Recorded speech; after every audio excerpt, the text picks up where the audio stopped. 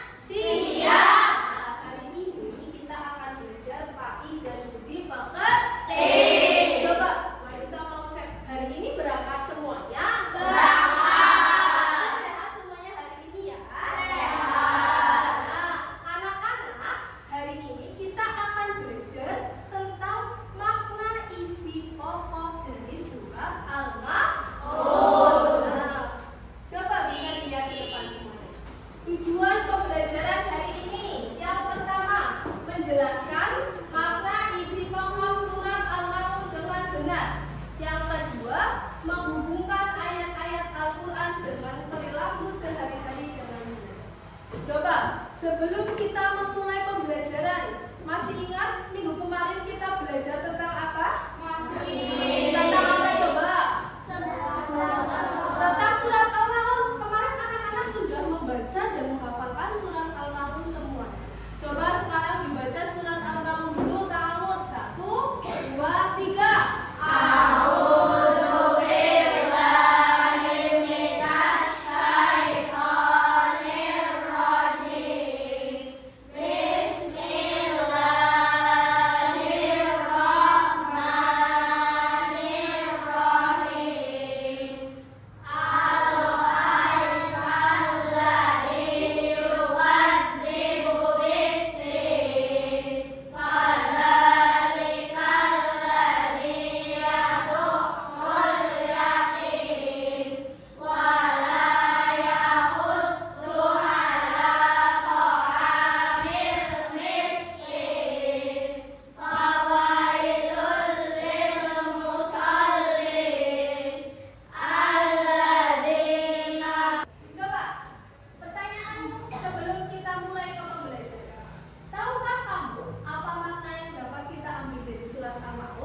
Coba, ada yang sudah belajar semalam tentang apa yang dapat kamu ambil dari surat Al-Maun? Siapa yang mau jawab? Fatan, ayo Tan.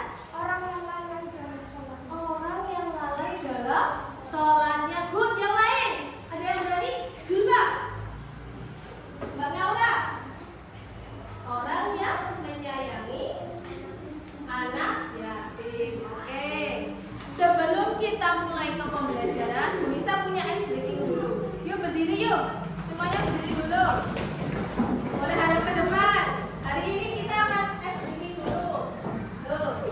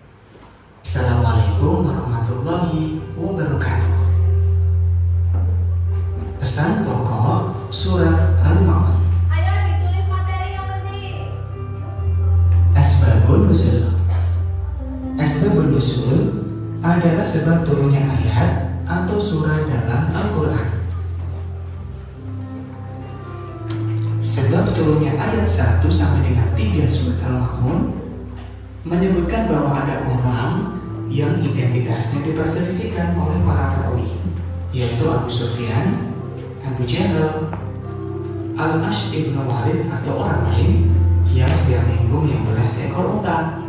Suatu ketika ada anak yatim yang datang meminta sedikit daging yang disembelih. Namun mereka menghardik dan mengusir anak yatim tersebut. Sebab turunnya ayat 4-7. Dalam riwayat diceritakan dari Ibnu Abbas bahwa pada masa Rasulullah ada sekelompok orang munafik yang rajin ibadah sholat. Namun sholatnya tidak diniatkan karena Allah, melainkan karena ingin dilihat dan dipuji orang lain. Ketika dilihat orang lain, mereka terlihat khusyuk. Tetapi ketika tidak dilihat orang lain, mereka sholat seenaknya, bahkan sering menyepelekan dan meninggalkannya. Pesan indah Surat Al-Maun. Surat Al-Maun memberikan pesan supaya menghindari perilaku tercela. Surat Al-Maun menyebutnya sebagai pendusta agama.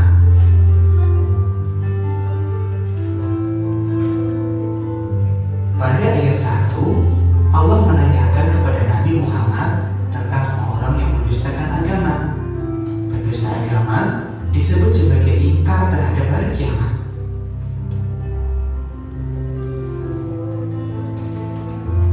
Pada ayat kedua, para pendusta agama adalah orang-orang yang menghardik anak yatim, yaitu mereka menyakiti hatinya, berbuat zalim, dan menggunakan hak mereka secara tidak adil, serta tidak peduli terhadap hidup mereka.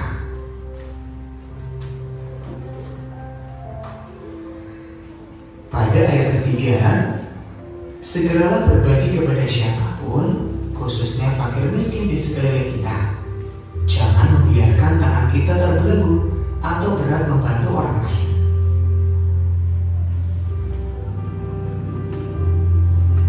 Pada ayat keempat, menerangkan bahwa celaka orang yang sholat tetapi memiliki perilaku tercela.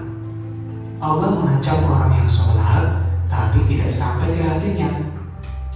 Seharusnya semakin khusyuk sholatnya, maka semakin terpuji akhlaknya.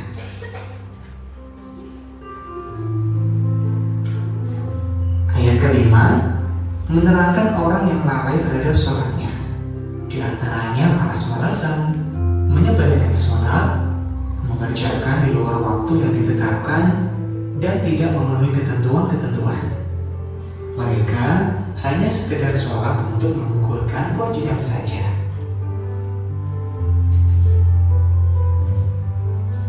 Pada ayat 6, orang yang berbuat riya, yaitu mereka beribadah dan sholat semata ingin mendapatkan pujian orang lain. Mereka tidak ikhlas mengabdi kepada Allah. Padahal yang diikuti dengan perbuatan riya atau pamer sangatlah rugi.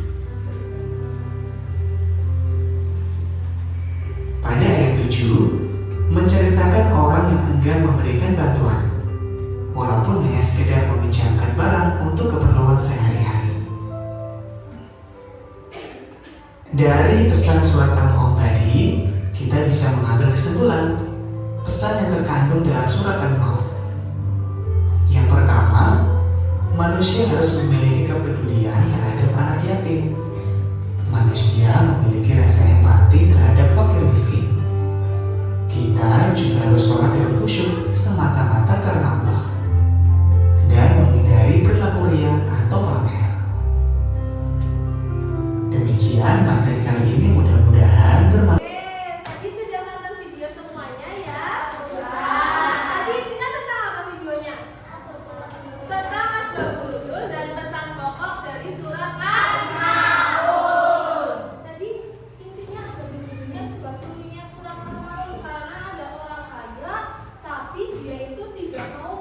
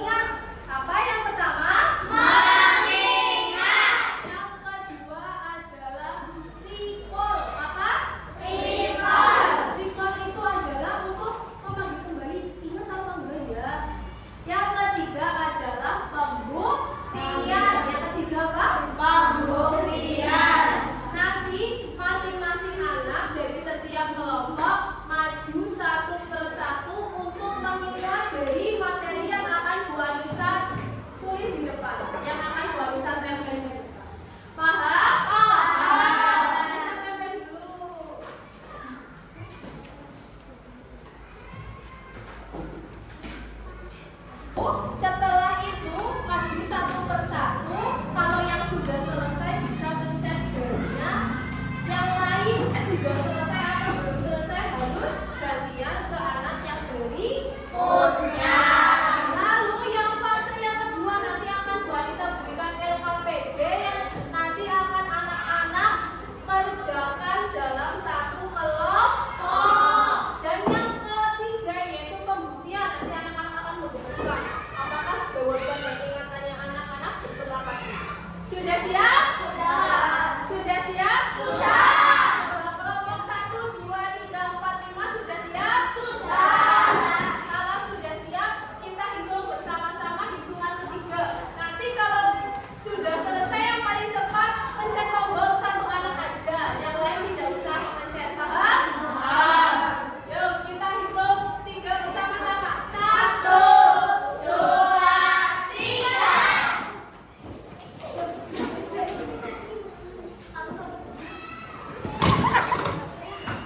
Ayo gantian kalau benar dari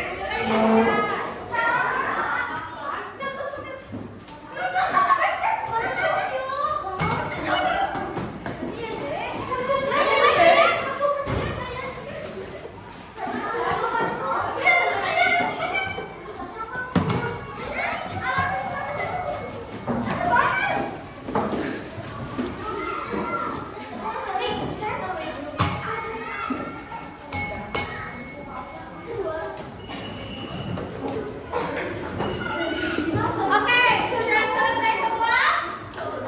Hebat banget, cepat. Sekarang kita akan masuk ke fase yang kedua yaitu fase recall. Bu Anissa akan bagikan LKPD yang harus anak-anak kerjakan setiap kelompok. Oke, silakan dikerjakan semua kelompok.